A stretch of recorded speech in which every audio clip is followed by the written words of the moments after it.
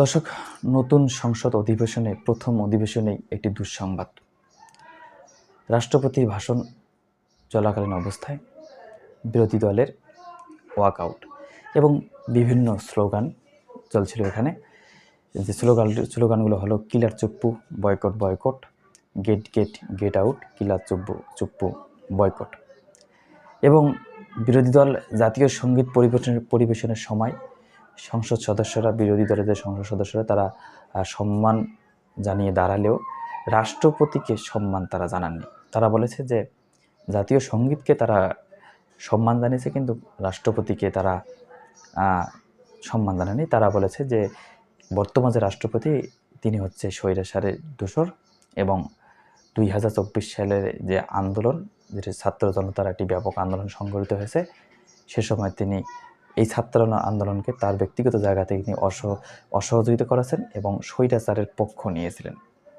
দর্শক, বাংলাদেশে বর্তমান রাষ্ট্রপতি শাহাবুদ্দি, তিনি শেখ হাসিনা আমলের, অর্থাৎ আওয়ামী লীগ আমলে তিনি নিয়োগপ্রাপ্ত হয়েছিলেন। সে আওয়ামী লীগ আমল শেষ না হতে, 1 বছর শেষ না হতেই সারা দেশে তুমুল আন্দোলনের মুখে পড়ে আওয়ামী লীগ সরকার এবং ব্যাপক একটি গণহত্যা চালিয়ে যায় ছাত্র জনতার আন্দোলনের উপর। যার ফলে এই আন্দোলন গণহত্যার পর আরও বিধ্বংসী আকারে রূপ নেয়, যার সর্বশেষ চূড়ান্ত ফলাফল হিসেবে শেখ হাসিনা সরকার, অর্থাৎ আওয়ামী লীগ সরকারের পতন ঘটে। পতন ঘটলেও রাষ্ট্রপতির পতন ঘটেনি। তবে রাষ্ট্রপতিকে বিভিন্ন সময় অপসারণ এবং পদ থেকে স্থগিত করে দেওয়ার ব্যাপক আলোচনা এবং ছাত্র জনতা এই আন্দোলন করেছিল যেন রাষ্ট্রপতি তার শপথে বহাল থাকতে না পারে।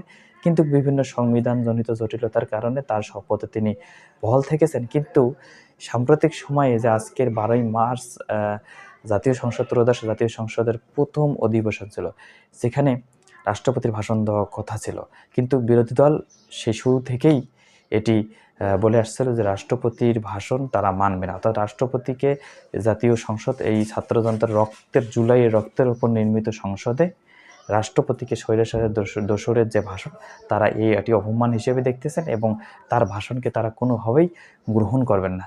তার কথা দিয়ে তারা রেখে জামাতের নেতৃত্বাধীন যে বিরোধী দল হয়েছিল, অর্থাৎ জামাতের নেতৃত্বাধীন এবং এনসিপির নেতৃত্বাধীন যে বিরোধী দল ছিল, তারা রাষ্ট্রপতির যে ভাষণ চলাকালীন অবস্থায় তারা ওয়াকআউট করে এবং রাষ্ট্রপতির ভাষণকে তারা স্বৈরাচারের দোসরের ভাষণ হিসেবে আখ্যায়িত করে তারা সংসদকে বয়কট করে।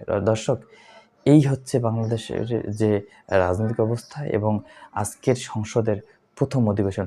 এটিকে অদূর ভবিষ্যতে আপনারা কী হিসেবে দেখতেছেন জানিয়ে যাবেন। ধন্যবাদ। আসসালামু আলাইকুম।